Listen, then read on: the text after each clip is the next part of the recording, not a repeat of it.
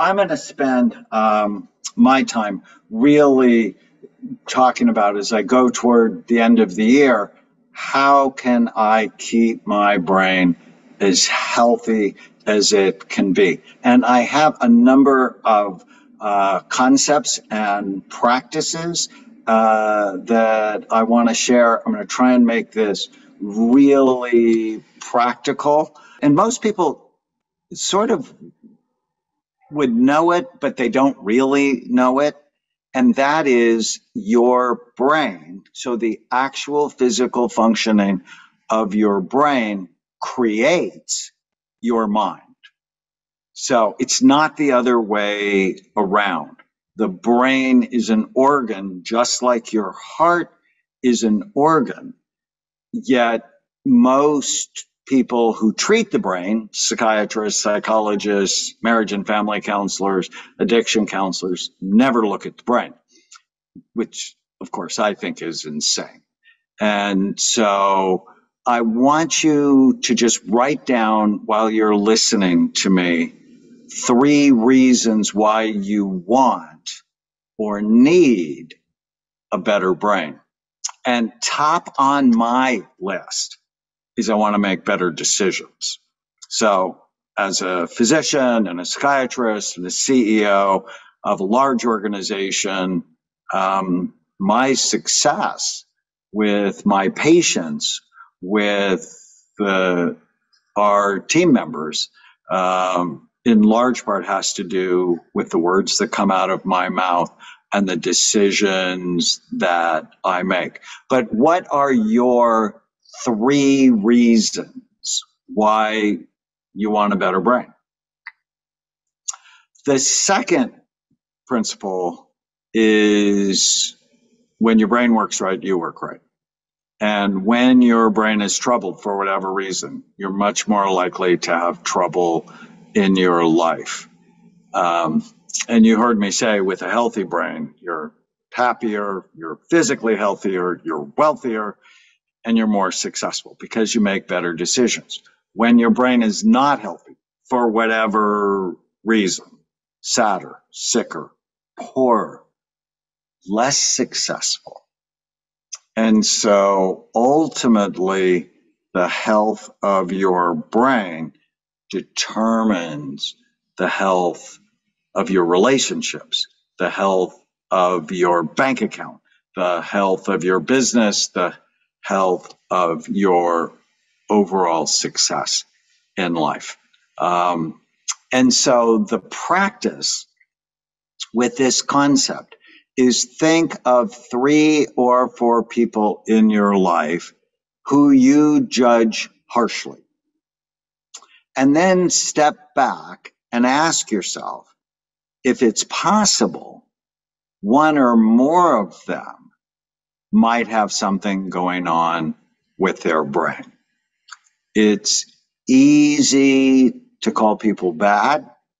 It's way harder to ask why.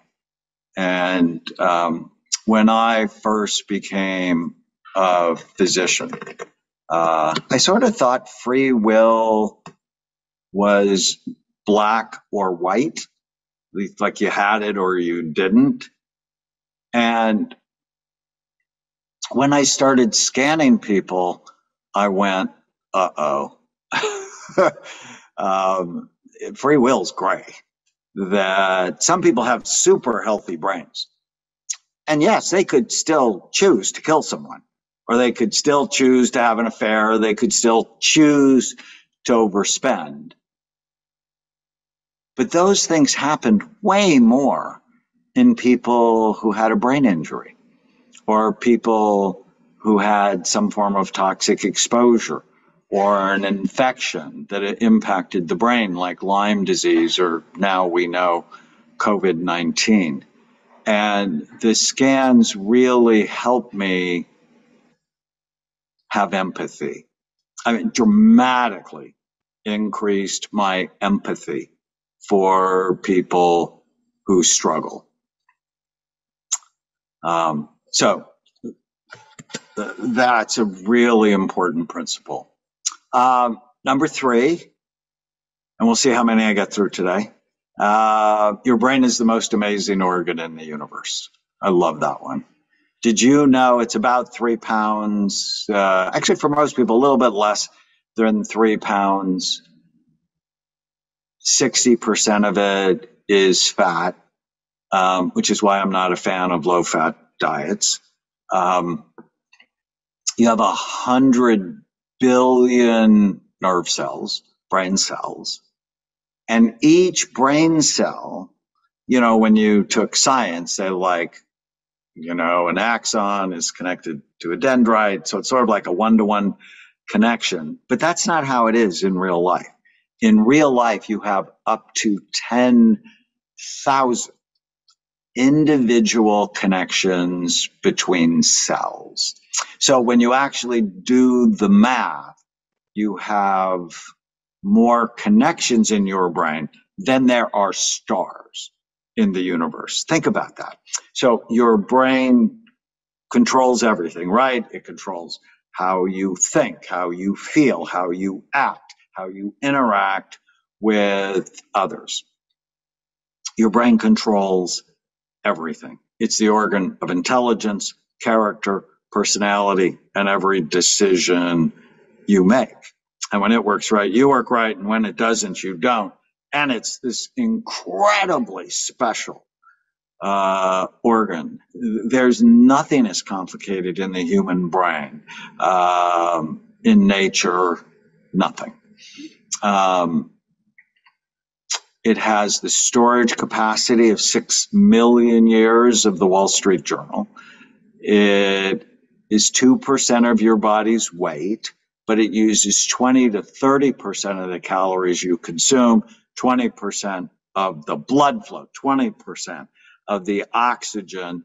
It's the most expensive real estate in your body. So I live in Newport Beach, which is an expensive part of Southern California. But if you think of Bel Air or Beverly Hills, that's sort of the brain. And I want you to be in awe of the human brain. So a practice is just think of 3 world-changing accomplishments done by the human brain. So you might think of one of Mozart's symphonies, or the invention of the computer, or getting astronauts to space. Or, for me, it's just like a mother raising a child and doing a good job. That is a world-changing accomplishment. And, when you think about it, if moms don't do a good job, that has generational impact.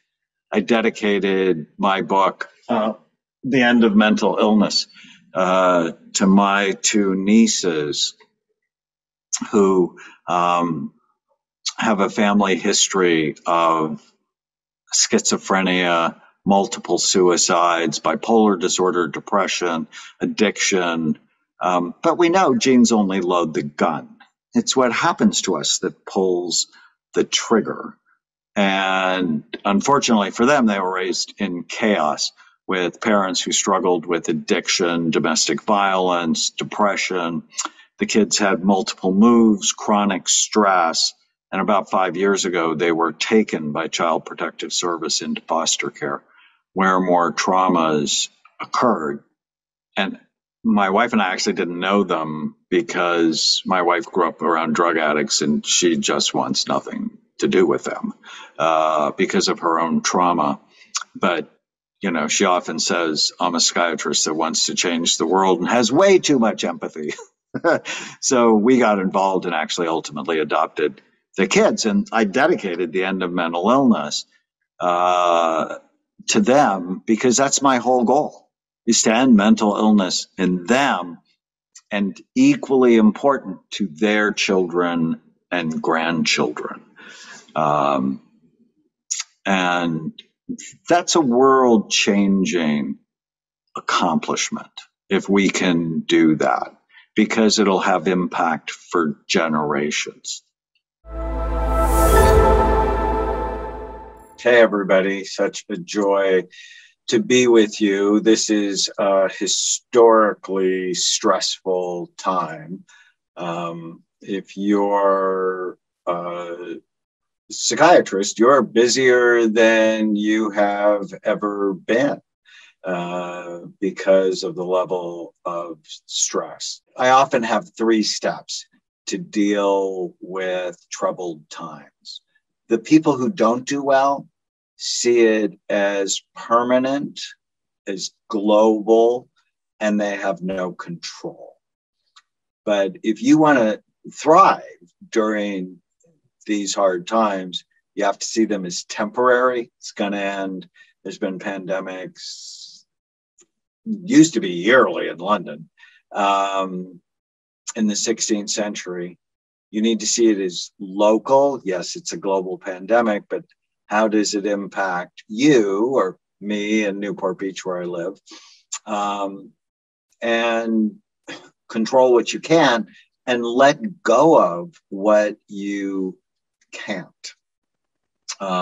So it's a little formula I call TLC, temporary local control. You want to write that down. When I was getting ready for this talk, I'm like, so what's the most important thing for calm, striving, and productivity? It's brain health. It's foundational that when your brain works right, you work right. When your brain is troubled, you have trouble in your life. Your brain, physical function of your brain is involved in everything you do. And brain health, like mental health, is a daily practice. You can't be overweight on Monday, have a salad, and expect to be trim by Friday. No, that won't work.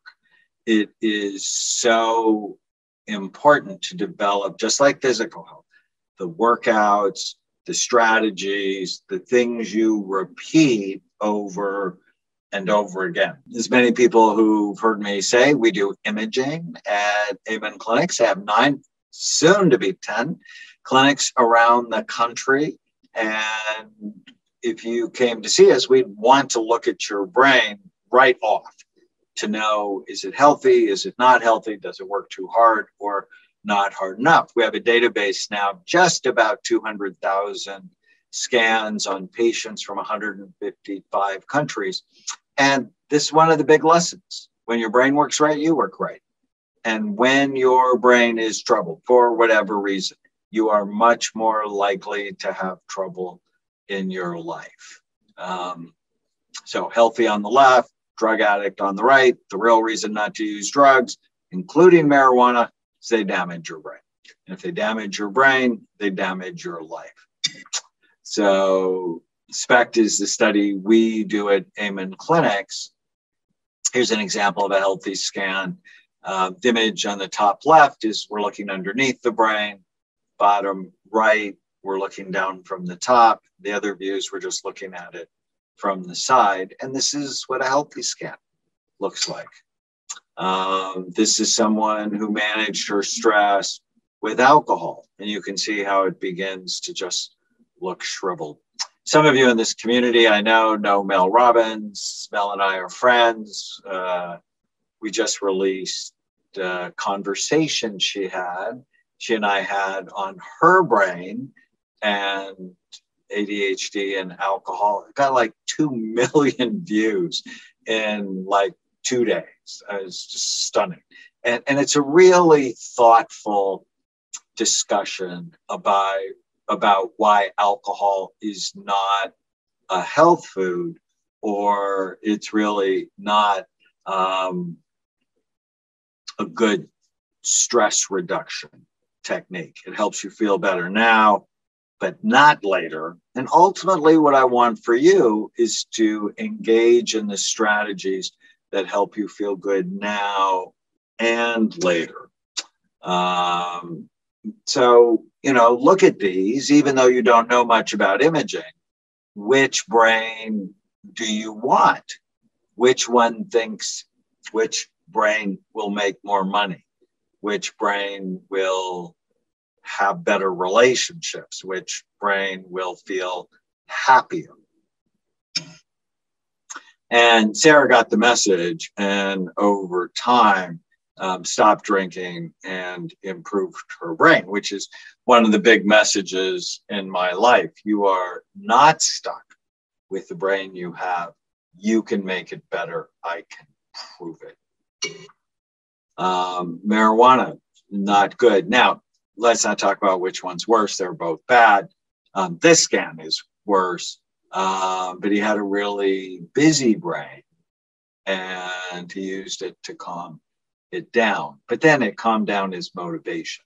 So this is not going to give you calm striving and productivity. And then his brain over time was dramatically better. Or Carlos, who's overweight, he overate to numb his feelings. His brain looked awful, and he just did everything I asked. How do I know if you're going to get better? If you just comply. And over the next 6 months, he dropped like 50 pounds. His brain was better. And I asked him, I said, so do you think it'll be hard to stick with it?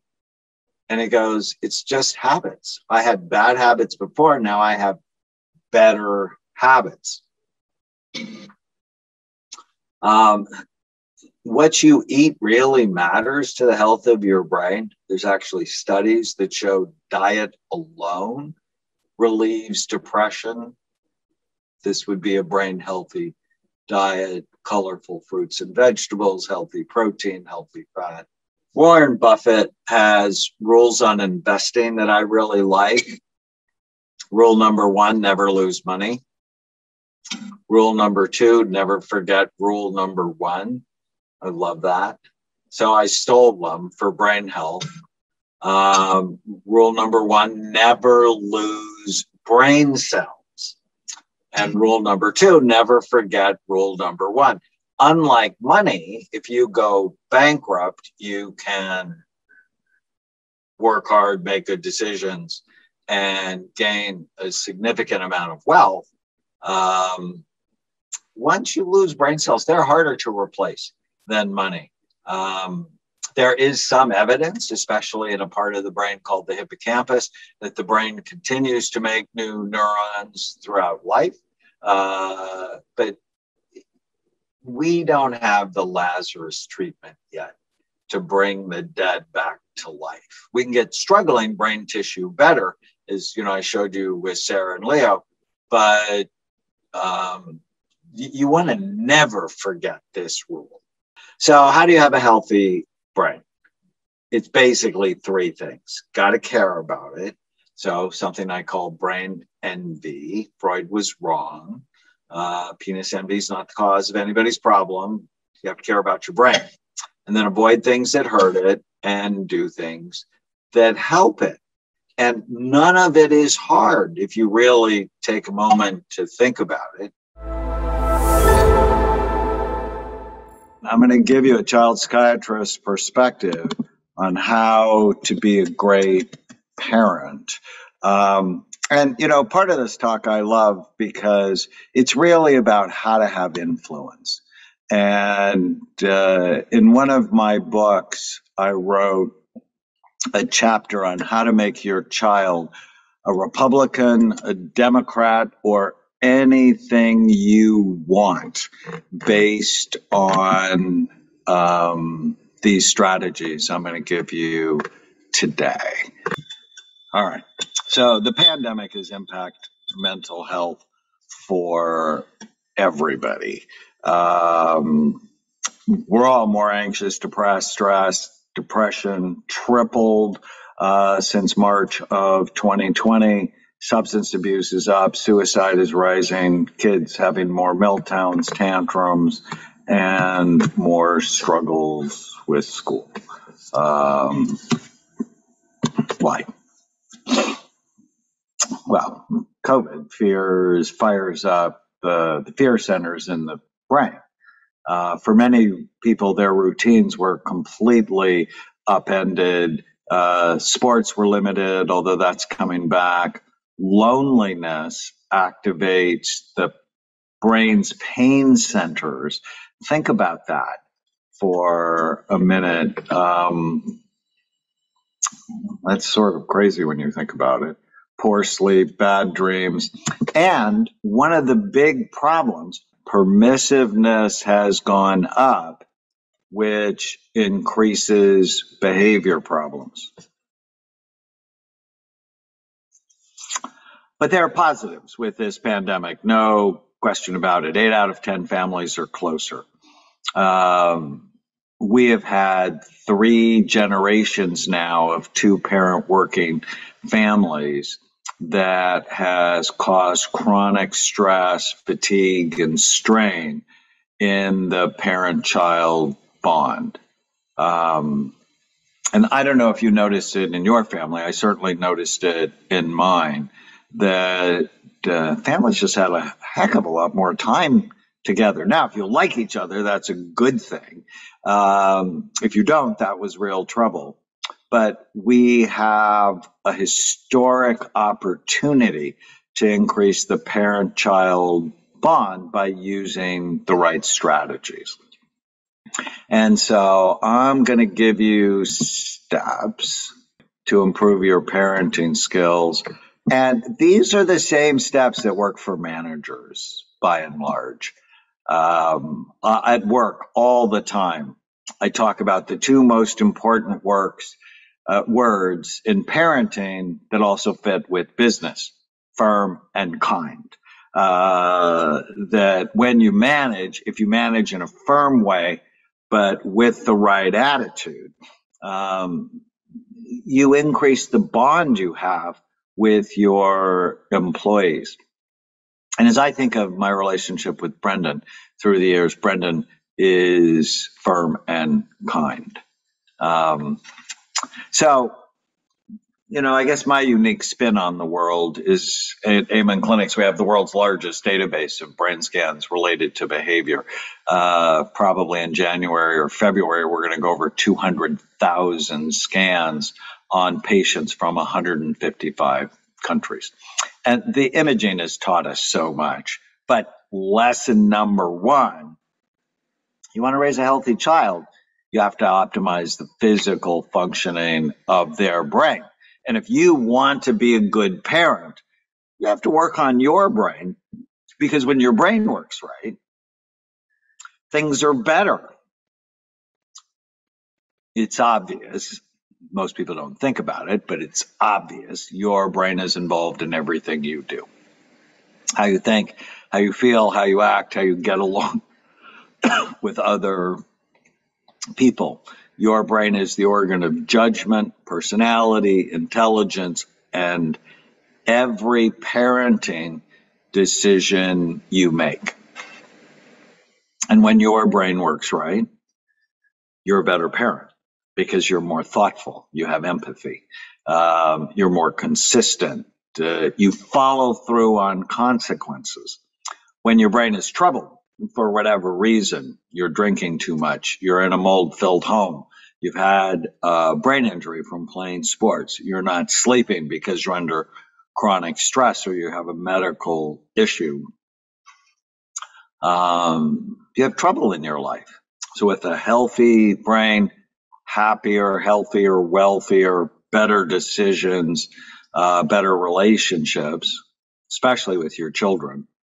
And when your brain is not healthy, you are sadder, sicker, poorer, less connected to the people you love. This slide just tells me so many important pieces of information about parenting. And nobody knows this, right? Because you go to a psychologist or a marriage and family counselor, and nobody's looking at the brain of your child, and nobody's looking at the brain of the parents. And so how do they know if the most important factor of parenting is trouble? They don't. So get your brain right, and parenting is easier. Get your children's brains healthy, and they tend to be more successful. They tend to be more compliant. They tend to be more effective. And, I've been doing this a very long time, and I'm always trying to make things super simple. Brain health is 3 things. It's brain envy, got to care about it. Avoid anything that hurts your brain, drugs, alcohol. From a child's perspective, Brendan and I were just talking about a son who had a concussion playing hockey. I don't think children should play contact sports. I know it's been going on for thousands of years, but nobody was looking at the brain thousands of years, over those thousands of years. As soon as I started looking at it, I realized mild traumatic brain injury is a major cause of anxiety, depression, suicide, aggression, ADHD. Brain is soft, about the consistency of soft butter. Your skull is really hard and has sharp bony ridges. Damage the brain, you damage everything in a person's life. So, got to care about it. Brain envy. Freud was wrong. He was about 2.5 feet too low in the body. So that's the first step. Got to care. Avoid anything that hurts your brain. Just have to know the list. And quite frankly, most second graders would get a 95 if I put on the board here things that are good for your brain versus bad for your brain. And then engage in regular brain healthy habits. So, do you think strawberry yogurt is good for the brain or bad for it? It's bad for it. Because red dye 40 in it. Or red vines, no. Or Fruit Loops, no. Lucky Charms, no. The food you feed children really matters to their cognitive, emotional, behavioral health.